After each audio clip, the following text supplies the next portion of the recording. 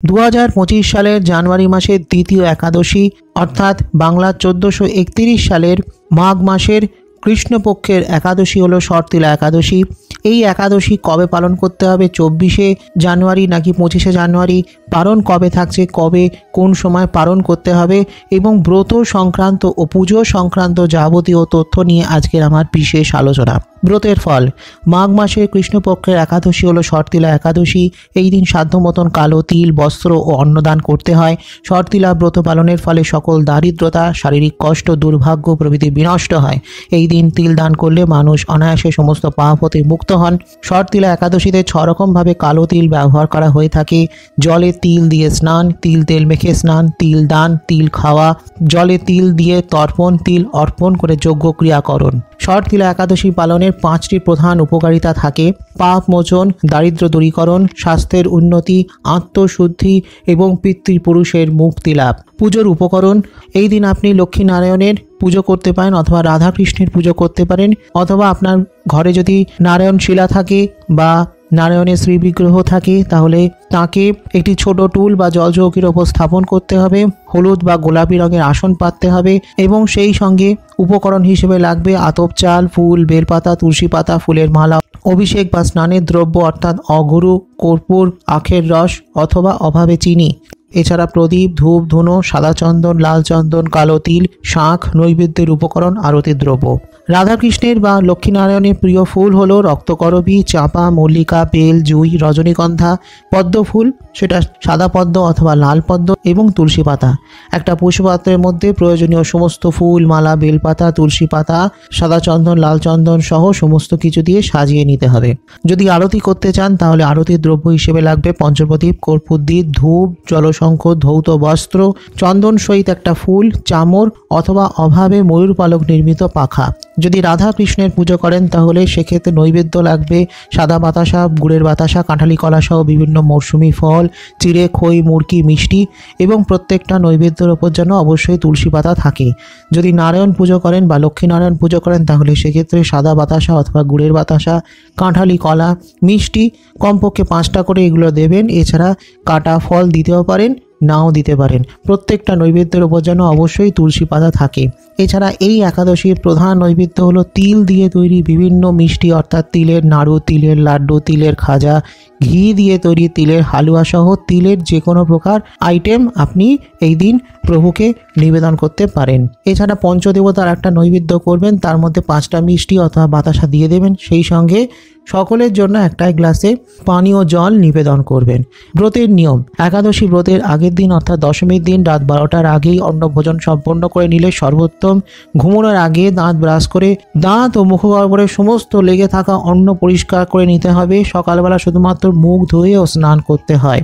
একাদশীতে সবজি কাটবেন তখন সতর্ক থাকতে হবে, কারণ কি একাদশীতে রক্তক্ষরণ বর্জনীয়, কোথাও যেন কেটে না যায়। দাঁত ব্রাশ করার সময় অনেক সময় রক্তক্ষরণ হয়ে থাকে, সেই কারণেই একাদশীর আগের দিন দাঁত ব্রাশ করে নেওয়ার কথা বলা হলো। একাদশীতে শরীরে প্রসাধনী ব্যবহার নিষিদ্ধ। তেল, ক্রিম, সুগন্ধি সাবান, শ্যাম্পু এগুলো বর্জনীয়। তবে এই একাদশীতে তিল তেল মেখে স্নান করতে হবে। একাদশী ব্রত পালনের প্রধান উদ্দেশ্য কেবলমাত্র উপবাস করা নয়, নিরন্তর শ্রী ভগবানের নাম স্মরণ করা। গুরু দীক্ষিত হলে গুরুমন্ত্র জপ করবেন, সেই সঙ্গে এই দিন শ্রীমদ্ ভগবদ গীতা পাঠ করবেন। সেই সঙ্গে এই দিন পরনিন্দা, পরচর্চা, মিথ্যা ভাষণ, ক্রোধ, দুরাচার, স্ত্রী সহবাস ইত্যাদি সম্পূর্ণরূপে নিষিদ্ধ। প্রকৃত নিয়ম অনুযায়ী দশমীতে একাহার, একাদশীতে নিরাহার এবং দ্বাদশীতে একাহার করা দরকার। যদি সেটা সম্ভব না হয় তাহলে সেক্ষেত্রে দশমী ও দ্বাদশীতে সম্পূর্ণরূপে আহার করবেন, শুধুমাত্র একাদশীতে নিরাহার থাকবেন।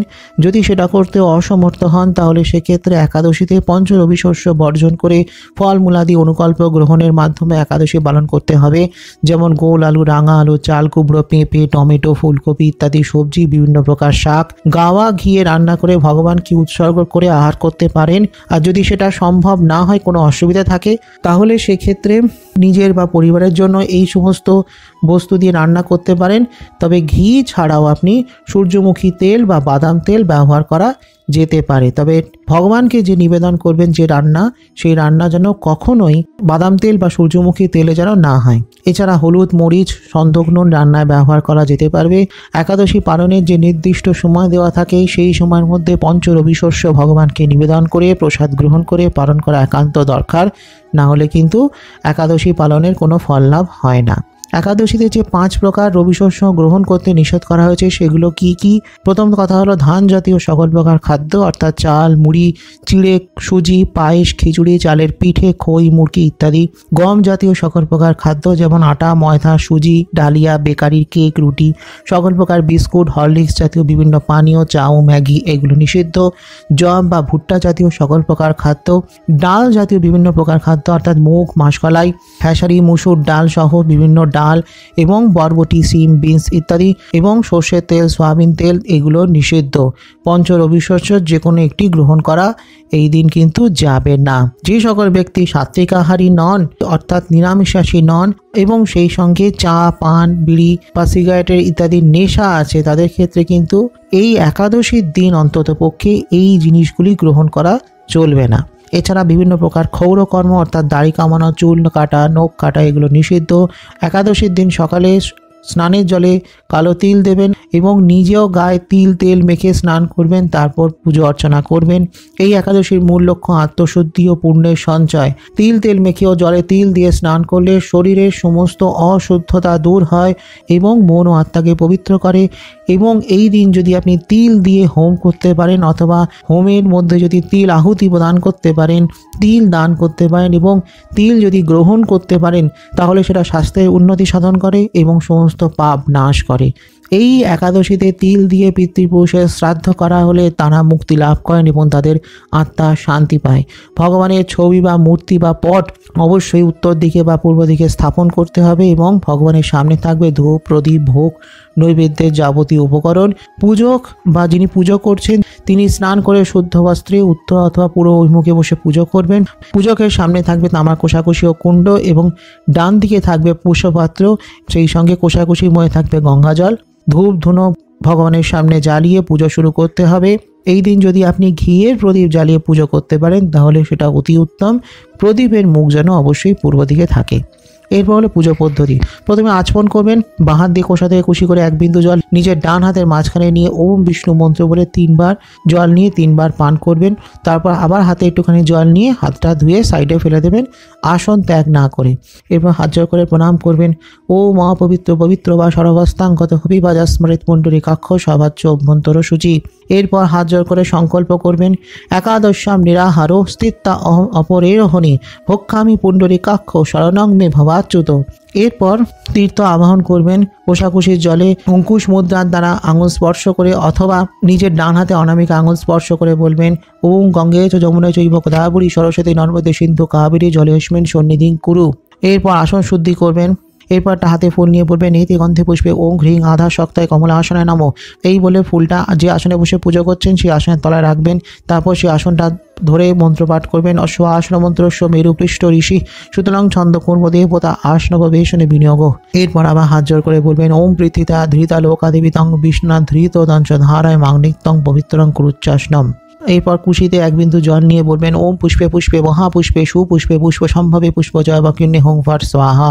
এই বলে ফুলের ওপর জলটা ছিটিয়ে দেবেন। এরপর আবার একটা হাতে ফুল নেবেন, নিয়ে বাঁ হাতে নিয়ে ডান হাত দিয়ে পিষে বলবেন, ওইং বং স্ট্রাই ফট।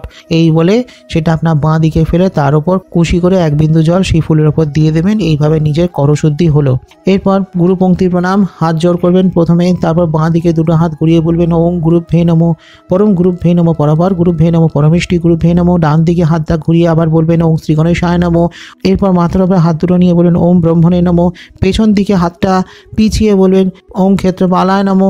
সামনে নিচের দিকে নামিয়ে বলবেন, ওং অনন্তায় নমো। এবং তারপর নিজের সামনে বুকের কাছে হাত দুটো এনে বলবেন, ওং নমো নারায়ণায় নমো, ওং শ্রী লক্ষ্মী দেব্যই নমো, ওং ক্লিং কৃষ্ণায় নমো, ওং ঐং হ্রিং শ্রীং রাধিকায় নমো। এইভাবে হলো। এরপর পঞ্চদেবতার পুজো। প্রথমেই আগে গণেশ পুজো করবেন। হাত জোড় করে বলবেন, বক্রতুণ্ড মহাকায় সূর্যকোটি সমপ্রভ নির্বিঘ্ন কুরু মে দেব সর্বকার্যেষু সর্বদা।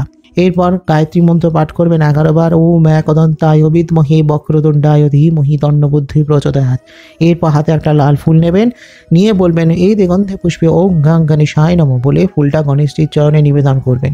এরপর হাত জোড় করে প্রণাম করে বলবেন একদন্তং মহাকায়ং লম্বোদরং গজাননং বিঘ্ন বিনাশকং দেবং হিরম্বং প্রণমাম্যহং ওম সর্ববিঘ্ন বিনাশায় সর্বকল্যাণ হেতবে পার্বতী পুত্রায় সিদ্ধার্থ গণেশায় নমো নমঃ।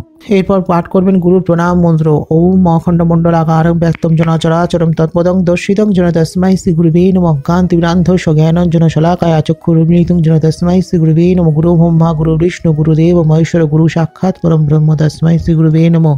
এরপর আপনার যদি গুরু দীক্ষা থাকে তাহলে সেক্ষেত্রে গুরু মন্ত্র জপ করবেন এবং সেই সঙ্গে আপনি এই দিন হরে কৃষ্ণ মহামন্ত্র জপ করতে পারেন, সেটা আপনার সময় বুঝে করবেন। এরপর হাতে একটা লাল ফুল নেবেন, তাতে রক্তচন্দন লাগিয়ে বলবেন ওং রক্তাম্বুজাসন মশেষ গুণৈ সিন্ধুং ভানং সমস্ত জগতামধিপং ভজামি পদ্মতা ভাবরাং দদতং করাব্জৈর মাণিক্য মৌলিং মুরাঙ্গুরুচিং ত্রিনেত্রম। এই বলে ফুলটা আপনি নারায়ণের চরণে দিতে পারেন, মহাদেবের চরণেও দিতে পারেন। এরপর সূর্যদেবকে প্রণাম করবেন হাত জোর করে ওম জবা কুসুম শঙ্কা শঙ্কাশ্যপেয়ং মহাদ্যতিম ধান্তারিং সর্বপাবগ্নং প্রদশমী দিবাকরম। এরপর হাতে আবার একটা লাল ফুল নিয়ে তাতে লাল চন্দন লাগিয়ে বলবেন এই গন্ধে পুষ্পে ওম সূর্যায় নমঃ বলে ফুলটা নারায়ণের বা মহাদেবের চরণে নিবেদন করবেন। এরপর নারায়ণ পুজো প্রথমে আগে অভিষেক করতে হবে। গঙ্গা জলের মধ্যে কালো তিল, শ্বেত চন্দন, অগরু, কর্পূর এবং আখের রস অথবা চিনি ভালোভাবে মিশিয়ে তাকে স্নান করাবেন। তারপর তাকে আবার গঙ্গা জল দিয়ে স্নান করাবেন। তারপর ভালোভাবে মুছিয়ে শৃঙ্গার করে তাকে আসনে বসাবেন। যদি আপনার গৃহে নারায়ণ শিলা থাকে তাহলে এই কাজটি অবশ্যই কোনো ব্রাহ্মণ পুরুষ করবেন, কারণ ব্রাহ্মণ পুরুষ ছাড়া আর কেউ কিন্তু নারায়ণ শিলাকে স্পর্শ করতে পারেন না। এরপর গায়ত্রী মন্ত্র পাঠ করবেন ওং নারায়ণায় বিদ্মহে বাসুদেবায় ধীমহি তন্নো বিষ্ণু প্রচোদয়াৎ। গায়ত্রী মন্ত্র পাঠ করবেন, তারপর পঞ্চপ্রচারে নারায়ণের পুজো করবেন। প্রথমে আগে একটা মালা নেবেন, তাতে চন্দন লাগিয়ে বলবেন এই তত সচন্দন পুষ্পমাল্য ওং নমঃ নারায়ণায় নমঃ বলে মালাটা আগে পরাবেন। তারপর নিজ অনামিকায় শ্বেত চন্দন নিয়ে বলবেন এস গন্ধ ওং নমঃ নারায়ণায় নমঃ বলে তার দু চরণে শ্বেত চন্দন দেবেন এবং দুবার মন্ত্রটি পাঠ করবেন। এরপর আবার ফুল নেবেন, সাদা ফুল নেবেন, তাতে শ্বেত চন্দন লাগিয়ে বলবেন ইদং সচন্দন পুষ্পং ওং নমঃ নারায়ণায় নমঃ এই বলে তার চরণে দেবেন। এইভাবে দুটো ফুল তার দুই চরণে দেবেন দুবার মন্ত্র পাঠ করে। তারপর আপনি ধূপ দেখিয়ে বলবেন এস ধূপ ওং নমঃ নারায়ণায় নমঃ বলে তিনবার বলে এইভাবে আরতি করবেন ধূপ দিয়ে। তারপর দীপ দেখাবেন এস দীপ ওং নমঃ নারায়ণায় নমঃ। তারপর কুশিতে একটুখানি জল নিয়ে বলবেন ইদং নৈবেদ্যং ওং নমঃ নারায়ণায় নমঃ বলে নারায়ণের যে নৈবেদ্য আপনি করেছেন সেই নৈবেদ্যের ওপর ছিটিয়ে দেবেন। এরপরও নারায়ণকে তুলসী প্রদান করতে হবে, মিনিমাম 3 বার করতেই হবে। হাতে একটি শ্বেত চন্দনযুক্ত তুলসী পাতা নেবেন, নিয়ে বলবেন ওং তদ্বিষ্ণঃ পরমং পদং পদগং বা সদা পশ্যন্তি সূরয় দিবিব চক্ষুরাততম এ তত সচন্দন তুলসীপত্রং ওং নমস্তে বহুরূপায় বিষ্ণবে পরমাত্মনে স্বাহা। এই বলে তুলসী পাতা প্রথমে তার ডান চরণে, তারপর তার বাঁ চরণে এবং তারপর তার বুকে দেবেন। এইভাবে মিনিমাম 3 বার দিতে হবে। এছাড়া আপনি তার শঙ্খ চক্র গদা পদ্ম 4 হাতেও দিতে পারেন, সেটা আপনার ইচ্ছের ওপর বা সময়ের ওপর। এরপর হাত জোড় করে হাতে একটা ফুল নিয়ে ধ্যান করবেন। কূর্ম মুদ্রায় করতে পারেন, যদি না জানেন তাহলে হাত জোড় করে হাতে একটা ফুল নিয়ে বলবেন ওং ধ্যায় সদা সাবিত্রী মণ্ডল মধ্যবর্তী নারায়ণ সরসিজাসর সন্নিবিষ্ট কেউরবান কনককুণ্ডলবান কিরীটিহারী হিরণময় ধৃত শঙ্খচক্র এই বলে ফুলটি তাঁর চরণে নিবেদন করবেন। এরপর প্রণাম করবেন ওং তৈলক্য পূজিত শ্রীমান সদা বিজয়বর্ধন শান্তিং কুরু কথাপানি নারায়ণের নমস্তুতে। এরপর জপ করবেন নারায়ণের অষ্টাক্ষর মহামন্ত্র ওং নমঃ নারায়ণায়। যতবার খুশি জপ করতে পারেন, এক মালা তো জপ করতেই পারেন, বা যতবার খুশি মিনিমাম 21 বার করতে হবে। এরপরে হলো শিব পুজো। শিব পুজোতে প্রথমে আগে যদি আপনার ঘরে শিবলিঙ্গ থাকে তাহলে আগে এনাকে স্নান অভিষেক করিয়ে নেবেন। যদি না থাকে, যদি ছবি বা পট থাকে তাহলে স্নানের ব্যাপার নেই, তাহলে আগে গায়ত্রী মন্ত্র পাঠ করবেন ওং তৎপুরুষায় বিদ্মহে মহাদেবায় ধীমহি তন্নো রুদ্র প্রচোদয়াৎ এই মন্ত্র 11 বার পাঠ করবেন। তারপর ধ্যান মন্ত্র পাঠ করবেন। হাতে একটি ফুল নিয়ে বলবেন ওং ধ্যান নিত্যং ময়সং রজত গিরিনিভং চারু চন্দ্রাবতংসং রত্নাকল্পজ্জলাঙ্গং পরশু মৃগপরাভীতি হস্তং প্রসন্নম পদ্মাসীনং সমন্তাৎ স্তুতম মর্গনৈ ব্যাঘ্রকীর্তিং বসনং বিস্বাদং বিশ্ববীজং নিখিল ভয়হরং পঞ্চভক্ত্রং ত্রিনেত্রম বলে ফুলটি তাঁর চরণে নিবেদন করবেন। আবার একটা হাতে ফুল নেবেন, নিয়ে বলবেন এই দিগন্ধে পুষ্পে ওম নমঃ শিবায় নমঃ বলে ফুলটা মহাদেবের চরণে নিবেদন করবেন। এরপর হলো মা জয় দুর্গা বা দেবী কৌশিকীর পুজো। পঞ্চদেবতার পুজো করতে গেলে এনাকে পুজো করা ম্যান্ডেটরি। কি করতে হবে? প্রথমে হাতে একটা লাল ফুল নিয়ে নেবেন, তাতে রক্তচন্দন লাগিয়ে বলবেন ওং কালা ভ্রামাং কটা খরি রি কুল ভয়দাং মৌলি বন্ধেন তো রেখাম শঙ্কং চক্রং কৃপাণং ত্রিশিদমপি করে রুদ্ধহন্তিং ত্রিনেত্রাম সিংহ স্কন্ধাদি রুণাং ত্রিভুণমুখিলং তেজসা পুরয়ন্তিম ধ্যাত দুর্গাং জয়াক্ষাং ত্রিদশ পরিবৃতাং সেবিতাং সিদ্ধি কামই। এই বলে ফুলটা তার চরণে নিবেদন করবেন। এরপর আবার হাতে ফুল নেবেন, নিয়ে তাতে লাল চন্দন লাগিয়ে বলবেন এই তে গন্ধে পুষ্পে হ্রিং ওং দুর্গা ই নমঃ। এই বলে দুবার তার চরণে ফুল নিবেদন করবেন। এরপর প্রণাম করবেন হাত জোর করে ওং সর্বমঙ্গল মঙ্গলে শিবে সর্বার্থ সাধিকে শরণ্যে ত্রম্বকে গৌরী নারায়ণী নমস্তুতে। এইবার হচ্ছে প্রত্যেকটি একাদশীর সঙ্গেই হলো ভগবান শ্রীকৃষ্ণ জড়িয়ে, তো সেই কারণে এই দিন শ্রীকৃষ্ণের পুজো আপনি করতে পারেন বা রাধা কৃষ্ণের পুজো করতে পারেন অবশ্যই। তো যদি করতে চান তাহলে সেক্ষেত্রে আগে আপনার ঘরে যদি শ্রীকৃষ্ণের বা রাধাকৃষ্ণের কোনো শ্রী বিগ্রহ থাকে তাকে আগে অভিষেক করাবেন, যেভাবে নারায়ণকে করিয়েছেন সেইভাবেই গঙ্গা জলের মধ্যে কালো তিল, শ্বেত চন্দন, অগরু, কর্পূর এবং আখের রস বা চিনি দিয়ে মিশিয়ে অভিষেক করবেন। এরপর অভিষেক করিয়ে নিয়ে তাকে ভালোভাবে মুছিয়ে বেদিতে বা সিংহাসনে স্থাপন করে তারপর পাঠ করবেন 21 বার গায়ত্রী মন্ত্র ত্রৈলোক্য মোহনায় বিদ্মহে কামদেবায় ধীমহি তন্ন বিষ্ণু প্রচোদয়াৎ। এরপর শ্রীকৃষ্ণের পঞ্চপ্রচারের পুজো। প্রথমে আগে ফুল নেবেন, সাদা ফুল, তাতে শ্বেত চন্দন লাগিয়ে বলবেন এই তত সচন্দন পুষ্পং ওং ক্লিং কৃষ্ণায় নমঃ বলে প্রথমে আগে ডান চরণে দেবেন, আবার মন্ত্র বলে আবার তার বাঁ চরণে দেবেন। এরপর আবার নিজের ডান হাতে অনামিকায় শ্বেত চন্দন লাগিয়ে বলবেন এই গন্ধ ওং ক্লিং কৃষ্ণায় নমঃ বলে তার দুই চরণে দেবেন দুবার। এরপর আবার একটা ফুলের মালা নিয়ে নেবেন, তাতে শ্বেত চন্দন লাগিয়ে বলবেন এই তৎ সচন্দনা পুষ্পাল্লং ওম ক্লিং কৃষ্ণায় নমঃ বলে ফুলের মালাটি পরিয়ে দেবেন। এরপর তার চরণে তুলসী পাতা নিবেদন করবেন এই তৎ সচন্দনা তুলসী পত্রং ওম ক্লিং কৃষ্ণায় বাসুদেবায় গোপীজন বল্লভায় পরমাত্মনে স্বাহা। এই বলে দুবার তার চরণে দুটি তুলসী পাতা নিবেদন করবেন। আবার ধূপ দেখাবেন, নিয়ে বলবেন এই ধূপ ওম ক্লিং কৃষ্ণায় নমঃ। তারপর দীপ দেখাবেন এই দীপ ওম ক্লিং কৃষ্ণায় নমঃ। এরপর আবার কুশিতে জল নিয়ে বলবেন এই তৎ নৈবেদ্যং ওম ক্লিং কৃষ্ণায় নমঃ বলে যে নৈবেদ্য রেখেছেন তার উপর ছিটিয়ে দেবেন। এরপর হাতে আবার একটা ফুল নেবেন ওম বিষ্ণুং শারদচন্দ্র কোটি সদৃশ্যং শঙ্খং রথাঙ্গং গদাম্ভোজং দদদং সীতাব্জ নীলায়ং কান্তা জগন্মোহনম আবদ্ধাঙ্গ হার কুণ্ডল মহামৌলিং স্ফুরৎ কঙ্কনং শ্রীবৎসাঙ্ক মুদার কৌস্তব ধরং বন্দে মুনীন্দ্রৈ স্তুতাম। এই বলে তাঁর চরণে ফুলটি নিবেদন করবেন। এরপর হাত জোর করে প্রণাম করে বলবেন ওং কৃষ্ণায় বাসুদেবায় দেবকীনন্দনায় চ অশেষ ক্লেশ নাশায় রাধকান্ত নমস্তুতে বসুদেব সুতং দেবং কংসচরণ মর্দনং দেবকী পরমানন্দং কৃষ্ণং বন্দে জগৎগুরুম হা কৃষ্ণ করুণা সিন্ধু দীনবন্ধু জগৎপতে গোপেশ গোপিকা কান্ত রাধাকান্ত নমস্তুতে। এরপর শ্রীকৃষ্ণের মন্ত্র জপ করবেন ওম ক্লিং শ্রীকৃষ্ণায় নমঃ। এই মন্ত্র আপনি যতবার খুশি জপ করতে পারেন। এরপর হলো শ্রী রাধিকার পুজো। শ্রীকৃষ্ণের পুজো করতে গেলে শ্রী রাধা পুজো করা আবশ্যক। পঞ্চপ্রচারে এনাকে পুজো করবেন কিভাবে? প্রথমে আগে ফুল নেবেন শ্বেত চন্দন বা যে কোনো ফুল নিয়ে তাতে শ্বেত চন্দন লাগিয়ে বলবেন এই তত সচন্দন পুষ্পং ওং ওইং হ্রিং শ্রিং রাধিকামে নমঃ। এই বলে দুবার তার দুই চরণে ফুল নিবেদন করবেন। তারপর একটা মালা নেবেন, মালাটা চন্দন লাগিয়ে বলবেন এই তত সচন্দন পুষ্পমাল্যং ওং ওইং হ্রিং শ্রিং রাধিকামে নমঃ। এইভাবে মালা নিবেদন করবেন। তারপর আবার নিজের অনামিকা আঙুলে শ্বেত চন্দন লাগিয়ে বলবেন এই সুগন্ধ ওং ওইং হ্রিং শ্রিং রাধিকামে নমঃ। এই বলে দুবার শ্রী রাধা চরণে চন্দন দেবেন। আবার ধূপ দেখিয়ে বলবেন এই ধূপ ওম ওইং হ্রিং শ্রিং রাধিকামে নমঃ। আবার দীপ যেটা জ্বলছে প্রদীপ সেটা দেখিয়ে বলবেন এই দীপ ওম ওইং হ্রিং শ্রিং রাধিকামে নমঃ। আরতির মতন করে দেখাতে পারলে খুবই ভালো হয়।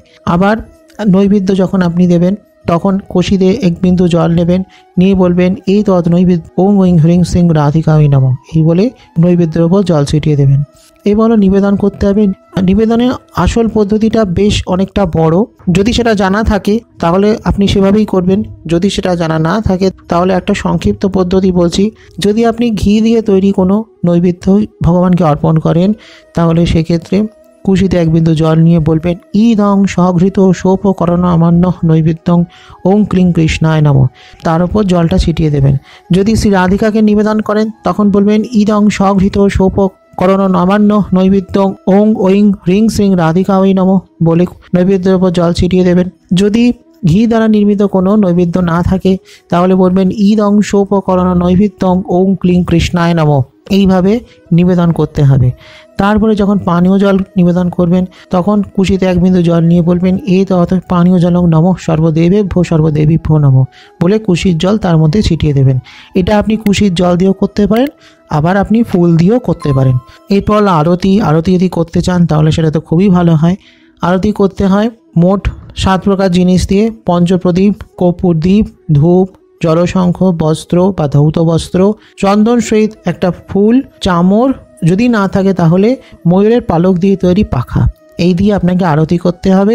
এবং যখন আপনি দীপ, কর্পূর, ধূপ, জলশঙ্খ ইত্যাদি যখন আপনি দেখাবেন তখন ভগবানের চরণে 4 বার, তার নাভিদেশে 2 বার, তার মুখমণ্ডলে 1 বার এবং সর্বাঙ্গে 7 বার দেখাবেন। অর্থাৎ মোট একজন দেবতা বা দেবীকে আপনি 14 বার করে সেই বস্তুটি দেখাবেন। এইভাবে আরতি করতে হবে। সবসময় দাঁড়িয়ে আরতি করবেন, কখনো বসে আরতি করতে নেই। আরতির পর হলো ব্রত মাহাত্ম্য। মাঘ মাসের কৃষ্ণপক্ষের শর্তিলা একাদশীর মাহাত্ম্য ভবিষ্যত্তর পুরাণে বর্ণিত আছে। যুধিষ্ঠির মহারাজ বললেন, হে জগন্নাথ, মাঘ মাসের কৃষ্ণপক্ষের একাদশী তিথির নাম কি, বিধি বা কি এবং তার কি ফল সবিস্তারে বর্ণনা করুন। তদুত্তরে ভগবান বললেন, হে রাজন, এই একাদশী শর্তিলা নামে জগতে বিদিত। এক সময় দালভ্য ঋষি মুনিশ্রেষ্ঠ পুলস্তকে জিজ্ঞাসা করেন, মর্তলোকের মানুষেরা ব্রহ্মহত্যা, গোহত্যা, অন্যের সম্পদ হরণ আদি পাপ কর্ম দ্বারা নরকে গমন করে, যাতে তারা নরকগতি থেকে রক্ষা পায় তা যথাযথভাবে আমাকে উপদেশ করুন। অনায়াসে সাধন করা যায় এমন কোন ব্রতের মাধ্যমে যদি তাদের এই পাপ থেকে উদ্ধারের কোনো উপায় থাকে তবে তা বলুন। ঋষি পুলস্ত বললেন, হে মহাভাগ, তুমি একটি গোপনীয় উত্তম বিষয় প্রশ্ন করেছ। মাঘ মাসে সূচি, জিতেন্দ্রিয়, কাম, ক্রোধ আদি শূন্য হয়ে স্নানার্থী পর সর্বদেবেশ্বর শ্রীকৃষ্ণের পূজা করবে। পূজাতে কোনো বিঘ্ন ঘটলে কৃষ্ণ নাম স্মরণ করবে। রাত্রিকাল অর্চনান্তে হোম করবে। তারপর চন্দন, অগরু, কর্পূর ও শর্করা প্রভৃতি দ্বারা নৈবেদ্য প্রস্তুত করে ভগবানকে নিবেদন করবে। কুষ্মাণ্ড, নারকেল অথবা 100 গুড়বাগ দিয়ে অর্ঘ্য প্রদান করবে। কৃষ্ণ কৃষ্ণ কৃপালুস্তম গতি নাং গতির ভব ইত্যাদি মন্ত্রে শ্রীকৃষ্ণের পূজা করতে হয়। কৃষ্ণ আমার প্রতি প্রীত হন বলে যথাশক্তি ব্রাহ্মণকে জলপূর্ণ কলস, ছত্র, বস্ত্র, পাদুকা, গাভী ও তিল পাত্র দান করবে। স্নান দানাদি কার্যে কালো তিল অত্যন্ত শুভ। হে দ্বিজোত্তম, ওই প্রদত্ত তিল থেকে পুনরায় যে তিল উৎপন্ন হয় তত বছর ধরে দানকারী স্বর্গলোকে বাস করে। তিল দ্বারা স্নান, তিল শরীরে ধারণ, তিল জলে মিশিয়ে তা দিয়ে তর্পণ, তিল ভোজন এবং তিল দান, এই 6 প্রকার বিধানে সর্বপাপ বিনষ্ট হয়ে থাকে। এই জন্যই এই একাদশীর নাম শর্তিলা। হে যুধিষ্ঠির, একসময় নারদও এই শর্তিলা একাদশীর ফল ও ইতিহাস সম্পর্কে জানতে চাইলে যে কাহিনী আমি বলেছিলাম তা এখন তোমার কাছে বর্ণনা করছি। পুরাকালে মর্তলোকে এক ব্রাহ্মণী বাস করত। সে প্রত্যহ ব্রত আচরণ ও দেব পূজা পরায়ণা ছিল। উপবাস ক্রমে তার শরীর অত্যন্ত ক্ষীণ হয়ে গিয়েছিল। সেই মহাসতী ব্রাহ্মণী অন্যের কাছ থেকে দ্রব্যাদি গ্রহণ করে দেবতা, ব্রাহ্মণ, কুমারীদের ভক্তি ভরে দান করত, কিন্তু কখনো ভিক্ষুককে ভিক্ষাদান ও ব্রাহ্মণ জাতি অন্নদান করেনি। এইভাবে বহু বছর অতিক্রান্ত হলো। আমি চিন্তা করলাম, কষ্টসাধ্য বিভিন্ন ব্রত করার ফলে এই ব্রাহ্মণীর শরীর শুকিয়ে যাচ্ছে। সে যথাযথভাবে বৈষ্ণবদের অর্চনও করেছে, কিন্তু তাদের পরিতৃপ্তির জন্য কখনো অন্নদান করেনি। তাই আমি একদিন কাপালিক রূপ ধরে তামার পাত্র হাতে নিয়ে তার কাছে গিয়ে ভিক্ষা প্রার্থনা করলাম। ব্রাহ্মণী বলল, হে ব্রাহ্মণ, তুমি কোথা থেকে এসেছো, কোথায় যাবে তা আমাকে বলো। আমি বললাম, হে সুন্দরী, আমাকে ভিক্ষা দাও। তখন মেঘ ক্রুদ্ধ হয়ে আমার পাত্রে একটি মাটির ঢিলা নিক্ষেপ করলো, আর তারপর আমি সেখান থেকে চলে গেলাম। বহুকাল পরে সেই ব্রাহ্মণী ব্রত প্রভাবে সশরীরে স্বর্গে গমন করল। মাটির ঢালা দানের ফলে একটি মনোরম গৃহ সে প্রাপ্ত হলো, কিন্তু হে নারদ, সেখানে কোনো ধান চাল কিছুই ছিল না। গৃহ শূন্য দেখে মহাক্রোধে সে আমার কাছে এসে বলল, আমি ব্রত, কৃচ্ছ সাধন ও উপবাসের মাধ্যমে নারায়ণের আরাধনা করেছি। এখন হে জনার্দন, আমার গৃহে কিছুই দেখছি না কেন? তখন তাকে আমি বললাম, তুমি নিজ গৃহে দরজা বন্ধ করে বসে থাকো। মর্তলোকের মানবী সশরীরে এসেছে শুনে দেবতাদের পত্নীরা তাকে দেখতে আসবে, কিন্তু তুমি দরজা খুলবে না। তুমি তাদের কাছে শর্তিলা ব্রতের পুণ্যফল প্রার্থনা করবে। তারা যদি সেই ফল প্রদানে রাজি হয় তবেই দরজা খুলবে। এরপর দেবপত্নীরা সেখানে এসে তার দর্শন প্রার্থনা করল।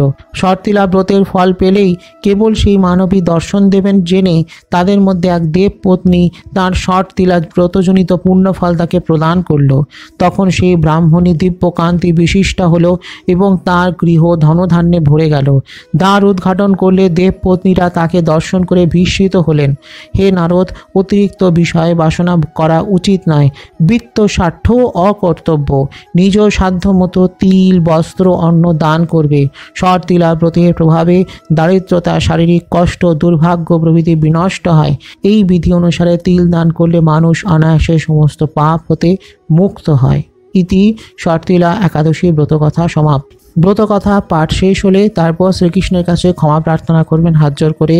নমঃ যৎখরং মাত্রাহীনঞ্চ যৎ ভবেদ পূর্ণং ভবতু তং সর্বং তং প্রসাদাৎ জনার্দন মন্ত্রহীনং ক্রিয়াহীনং ভক্তিহীনং জনার্দন যৎ পূজিতং ময়া দেব পরিপূর্ণং তদস্তু মে।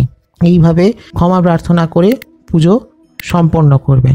একাদশী তিথি ও পালনের সময়সূচি। তিথি আরম্ভ হচ্ছে ইংরেজি 24শে জানুয়ারি 2025 সন্ধ্যে 7টা 25 মিনিটে এবং সমাপ্ত হচ্ছে পরের দিন 25শে জানুয়ারি 2025 রাত 8টা 31 মিনিটে। সুতরাং পরের দিন হলো একাদশী ব্রত এবং পালন হবে পরের দিন 26শে জানুয়ারি সকাল 6টা 18 মিনিট থেকে বেলা 8টা 30 মিনিটের মধ্যে। এটা আমি কলকাতার সময়, পশ্চিমবঙ্গের সময় বললাম। যদি আরও অন্য কোনো জায়গার আপনি সময় জানতে চান কমেন্ট বক্সে কমেন্ট করে জানাবেন, আমি উত্তর দিয়ে দেব। এরপর পরের দিন যখন আপনি পালন করবেন তখন যথা নিয়মে আগে পুজো করবেন, তারপর বিষ্ণু পুজো বা শ্রীকৃষ্ণের পুজো করে এবং এনাকে পঞ্চরবি শস্য নির্মিত নৈবেদ্য অর্পণ করবেন। অর্পণ করার পর পুজো শেষে তারপর আপনি মন্ত্র পাঠ করবেন, পালনের মন্ত্র। অজ্ঞান্তিবিরান্ধস্য ব্রতে নানিন কেশব প্রসিদ্ধ সুমুখ নাথ জ্ঞান দৃষ্টি প্রদভব।